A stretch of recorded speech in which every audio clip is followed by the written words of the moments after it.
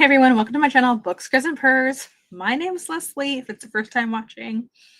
If you're returning, guess what? Actually, you don't have to guess because you've already seen the pin photo. All right, so on my agenda, part of my goals, I believe, for 2025 is that the only time I'm allowed to buy books is during my hiatus from my readathon. And the only books I could really buy, it has to be very intentional and specific to my agenda for those off-season months. All right, I got half of it right.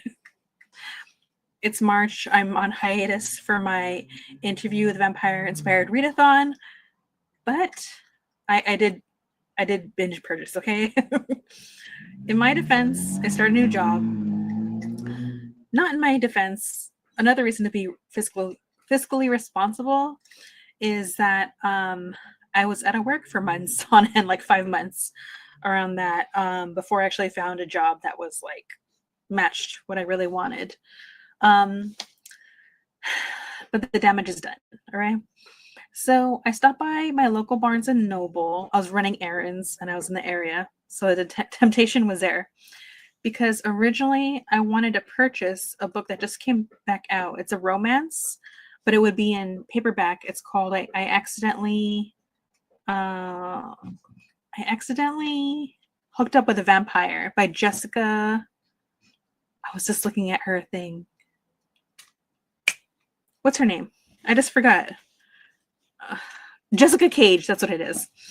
Anyways, I went into Barnes & Noble. They did not have it. I asked at the register, and they're just like giggling over the series because there's like, I think 2 books out or more. I'm sorry about the background noise. So yeah, they didn't have it. But as soon as I stepped in, that's it.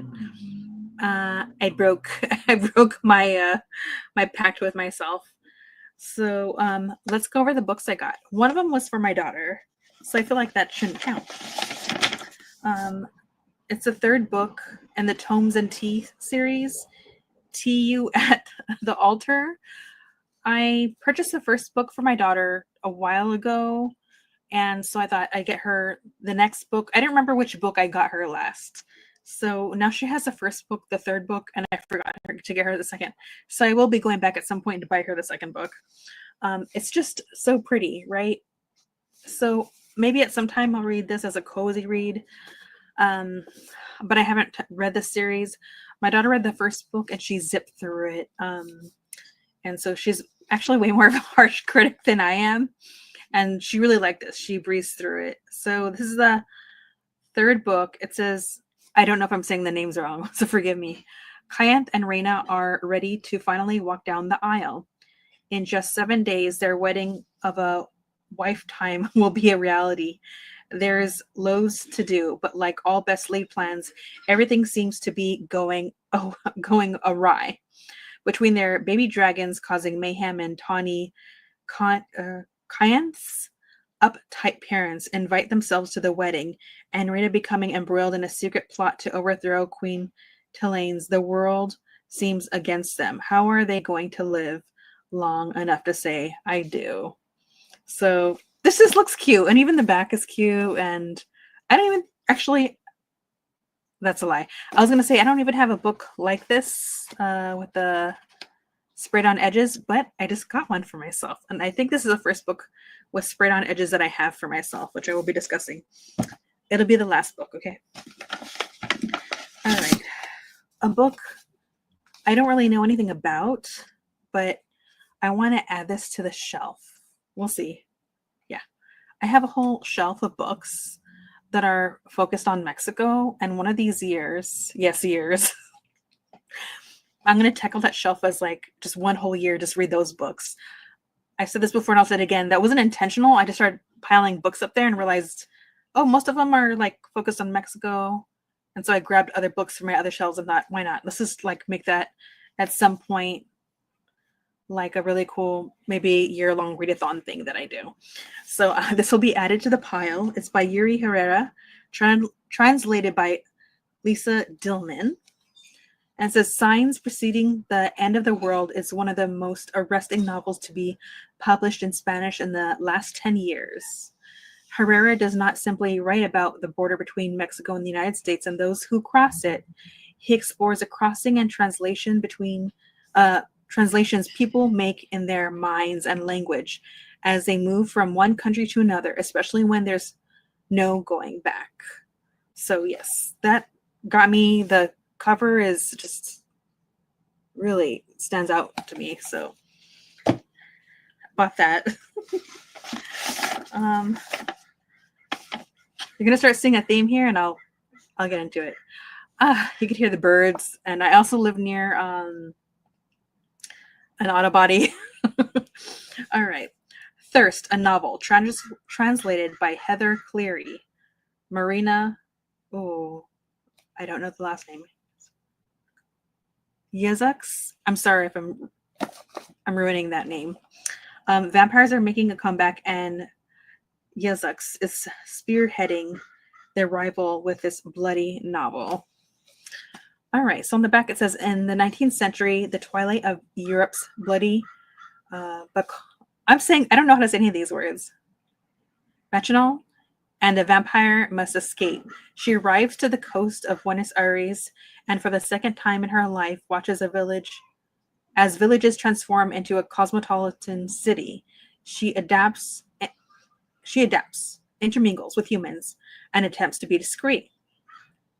In present-day Buenos Aires, a woman finds herself at an impasse as she grapples with her mother's terminal illness and her own relationship to motherhood. When she first encounters a vampire in a cemetery, something ignites inside the two women, and they cross a threshold from which there's no return. Here's the deal. Clearly I'm doing a 2-year readathon, right? That's Interview with Vampire, inspired, right, by the television show on AMC. But to be honest, I haven't read that many books, or I should say that many various authors about that particular genre. I'm just a huge fan of like what Anne Rice put together, because it's more about, existential crisis, right? And so I was more drawn to that. So with that said, I accidentally hooked up with a vampire. It wasn't available. So vampire book. I think I need to start making that a thing.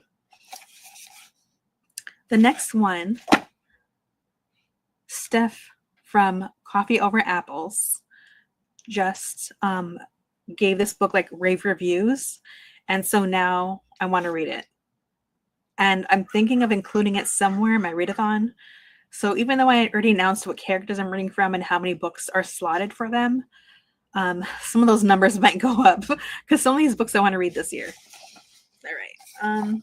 So this one is Walking Practice by Dolki Min, a novel. It's another translated literature, translated by Victoria Codd. Yeah, Walking Practice, a novel. So here we go. I have my door open because I don't have the best lighting. And here comes my cat. Here comes Ginger. On the back says, a shape-shifting alien finds herself stranded on Earth and disabled by gravity. To survive, they will need to practice walking. And what better way than to hunt for food? As they discover humans are delicious, but after an ill-fated encounter, the aliens begins to question what they must do to survive and understand why humans also fight to live. You know what I'm thinking? I'm not going to read this right away. I'm going to read this when I cover Akasha, and I'm going to cover Akasha next year. I am waiting to see the 3rd season come out because I just need the character. We know we're going to see the character in season 3 of Interview with Vampire, and this would be the perfect book for that character. So I think anyways, let me not go off on a tangent, but that spoke to me when Steph was reviewing it, and I don't know, so many of the other characters, like all the books for this year for the characters I'm covering for my readathon, I've mapped out for a while because they're all books that are already on my shelf. And I even think I have Gabrielle mapped out. I don't remember. I don't think I have Akasha mapped out that well because I really want to see how the characters adapted before I start tacking on books for my shelf. If that makes any sense. Lastly, the first, what do you call it? Sprayed on edges I've ever gotten. That's not so cool. The Buffalo Hunter by Stephen Graham Jones, who wrote The Only Good Indians, which I highly recommend. It's The Only Good Indians is horror. Margaret Pennard, who read The Only Good Indians, could only get so far, and then it was like too much for them. But I really, which is so strange because there's certain things that get to me and some things that don't. But I just found The Only Good Indians so fascinating. And I also think if you haven't read it and you really love horror, even if it's, how do I say this? Yeah, whether it's the genre within books or film, you're going to love that book because The Only Good Indians also feels very much like a love letter to horror in a way. And you see it played out in the way that he writes it and structures the book. Anyways, so I did it. Hardback. Books I shouldn't be buying. This is definitely a book I probably could have waited on. But you know what? Advertisement works because I saw a little clip with the author talking about this book and explaining what it's about. And I thought, this is it. I don't know which character I'm going to add this to. Maybe I'll add this to Claudia. Again, I'm not supposed to be buying books. And all the books that I've attached to the characters are books for my shelf. But I might add this because I want to read this like yesterday. Just hearing the author talk about it. So on the back, oh wait, it'll be on the sleeve. Here we go. This chilling historical novel is set in the nascent days of the state of Montana, following a Blackfeet Indian named Good Stab as he haunts the fields of the Blackfeet Nation looking for justice. It begins when a diary written in 1912 by a Lutheran pastor is discovered within a wall in 2012. What is unveiled as a slow massacre, a nearly forgotten chain of events that goes back to 207 Blackfeet dead in the snow, told in the transcribed interviews with Good Stab, who shares the narrative of his particular and unnaturally long life over a series of confessional visits. This is an American Indian revenge story captured in the vivid voice of the time by one of the new masters of literary horror, Stephen Graham Jones. I feel like he's not a new master. He's been around for a long while. He's pretty badass as a writer. You can hear all the residential noise. Also, if this book had come out earlier, because I think this is a recent release, I would have attached this probably to Louis. But I already had 8 books that I was reading for his it just came out. It says March 2025. So I already had 8 books. So for a month, and that's all I could handle for a Louis. But this actually would be perfect. Just reading the sleeve alone. I'm thinking I might add this to Claudia. Here's the other option. And please let me know what you think. I could also, I feel like I'm lying to myself because the other idea is I could wait and just try to collect more books. Actually, just one more book because I don't want to go crazy. I do want to get that book.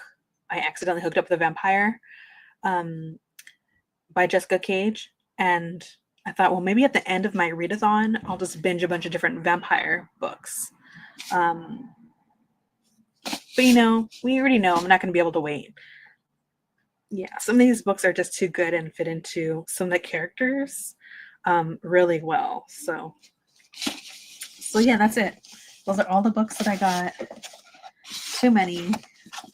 One of them doesn't count, and it's the one I got for my daughter. Oh my goodness. But yeah.